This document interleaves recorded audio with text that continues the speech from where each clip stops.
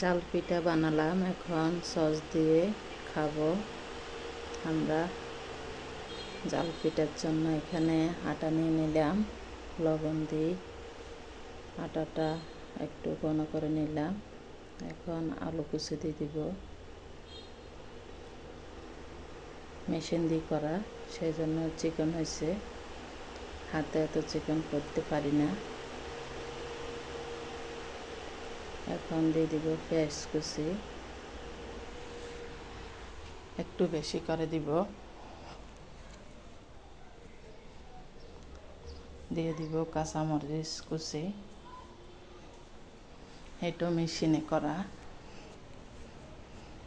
এখন সব কিছু দিয়ে মেখে নিলাম। পিঠা বানানোর জন্য চুলায় চলে আসলাম।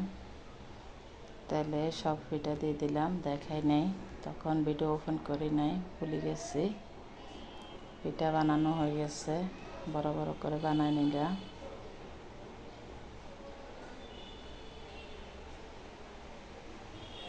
এখন রান্নায় চলে যাব। দুপুরের জন্য কলা, আনাজি কলা, আলু কেটে নিলাম চিকেন করে।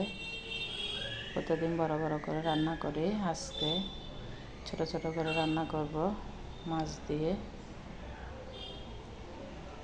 মাছটা ভেজে নিচ্ছি, আজকে ভাজি করে রান্না করব।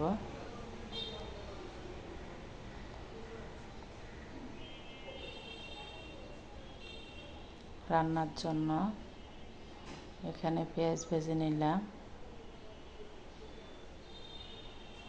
এখন মশলা সব দিয়ে দিব, হালকা পানি দিলাম। সব মশলা দিয়ে ভালোভাবে কষিয়ে নিব মশলাটা। মাছ ভাজি হয়ে গেছে, এই পাশে হাতে মেহেদি দিলাম। এক হাতে রান্না করতেছি, রান্না বসায় মেহেদি দিয়ে আবার আসলাম, এলোমেলো হয়ে গেল। বাসায় বসে আর কি করব, একা একা এসব করে থাকি। এখন মশলাটা কষানো হয়ে গেছে, আলুটা কলাটা দিয়ে দিলাম, এটাও ভালোভাবে কষিয়ে নিব।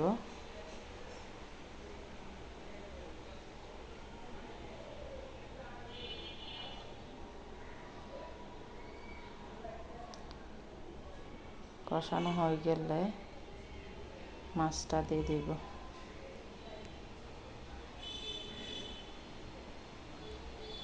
মাছটা দিয়ে দিলাম, সাথে পানিও দিয়ে দিলাম পরিমাণ মতো সিদ্ধ হওয়ার জন্য।